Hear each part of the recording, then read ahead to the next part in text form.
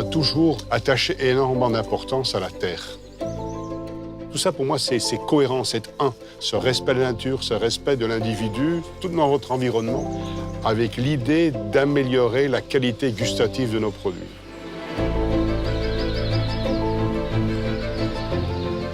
On produit un fruit de qualité, et ce fruit de qualité en biologie et en biodynamie, c'est un fruit qui, par nature, va avoir quelques défauts. Et on n'est pas là, surtout dans les cultures, pour éradiquer tous les insectes, ni toutes les maladies.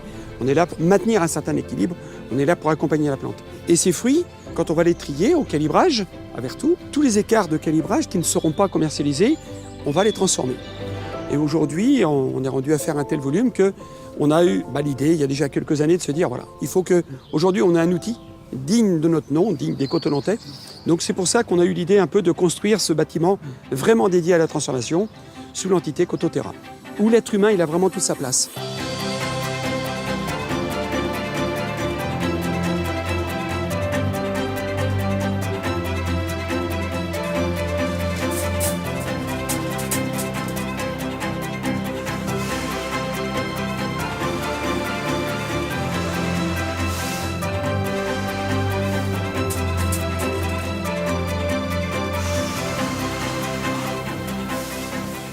Toutes nos recettes ont été établies en interne, tous nos modes opératoires ont été revus, notamment avec cette entité de fabrication, de façon à concevoir et à garantir la qualité organoleptique.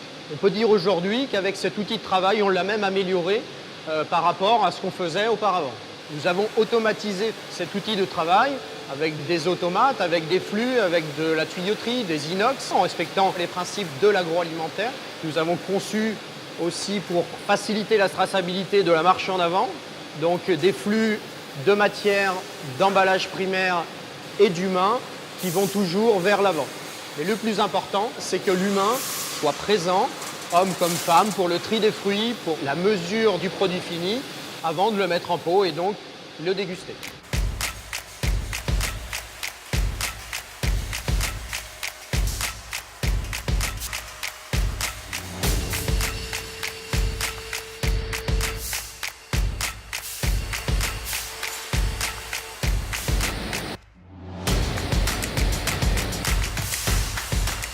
Notre fruit de base, c'est la pomme.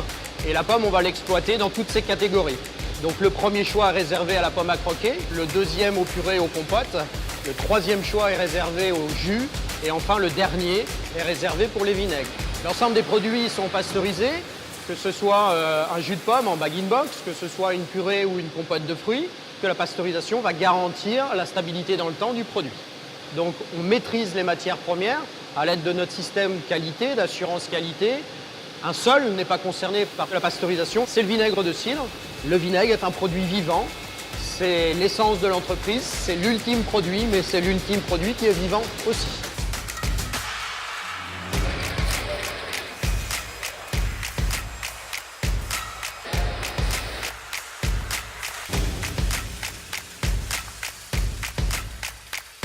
Tous les emplacements de l'entrepôt sont encodés et ensuite toutes les productions qui sortent de la salle d'étiquetage sont déclarées et tracées avec une étiquette de traçabilité.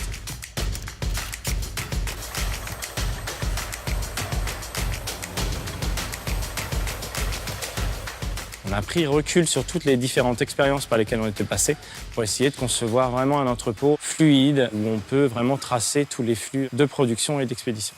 Vraiment, ça a été un travail où on a fait différents ateliers participatifs et donc vraiment satisfait parce que c'est une vraie réussite collective.